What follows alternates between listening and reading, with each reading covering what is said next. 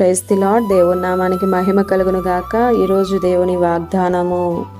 దానియేలు, భయపడకుము, నీవు చెప్పిన మాటలు వినబడినవి గనుక నీ మాటలను బట్టి నేను వచ్చి తిని.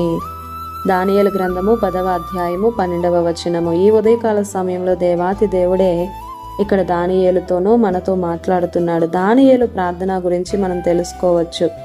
అయితే ప్రార్థనను చేయకుండా అపవాది అడ్డగిస్తున్నాడు. దానియేలు 21 రోజులు ఉపవాసం ఉండి ప్రార్థన చేశాడు. చేయకూడదు అని శాసనం ఉన్నను తన ప్రార్థన అనుభవంలో మానుకోలేదు. అయితే చేసిన ప్రార్థనకు వెంటనే జవాబు రాకపోవడానికి కారణం అతను యోగ్యుడని కాదు, ప్రార్థన సరిగా చేయలేదు అని కాదు, అపవాది అడ్డుకున్నందున. నిజానికి దానియేలు ప్రార్థించడం మొదలు పెట్టగానే అతనికి జవాబు ఇవ్వడానికి దేవుడు తన దూతను పంపాడు. అయితే ఓ ప్రక్కన ఉండే శక్తి ఆ దూతను ఎదుర్కొని అడ్డగించి పెనుగలాడుతుంది. పరలోకంలో ఆ పెనుగులాట జరిగింది. అక్కడ పోరాటం జరుగుతున్నంత కాలం ఇక్కడ భూమి మీద దానియేలు ప్రార్థనలో పోరాడుతూనే ఉన్నాడు.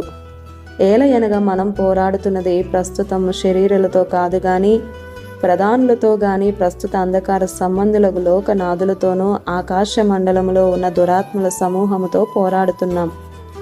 పూర్తిగా 3 వారాలు ప్రార్థనకు జవాబు రాకుండా అడ్డుకున్నాడు.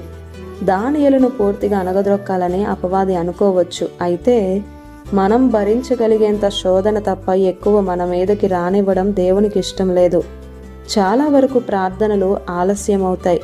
మీ విశ్వాసం, ప్రార్థనలు అలాగా దేవునితో ముడివేయబడి ఉంటే మీకే లాభం. ఒక్కసారే అన్ని ప్రార్థనలకు జవాబు వస్తుంది. అది ఊహించి ఉండం. అదనంగా కొన్ని ఆశీర్వాదాలు. అంధకార శక్తులు పరిశుద్ధులకు చేయవలసిన హానినంతటినీ చేస్తుంది. అయితే ఎక్కువ ఒత్తిడులను, శోధనలను భరించిన ఆత్మే అతి విలువైనదిగా రూపుదిద్దుకుంటుంది. అలాంటి వారిని పరలోకం ఎప్పుడూ నిర్లక్ష్యము చేయదు. కనుక భయపడవద్దు. ఆమేన్.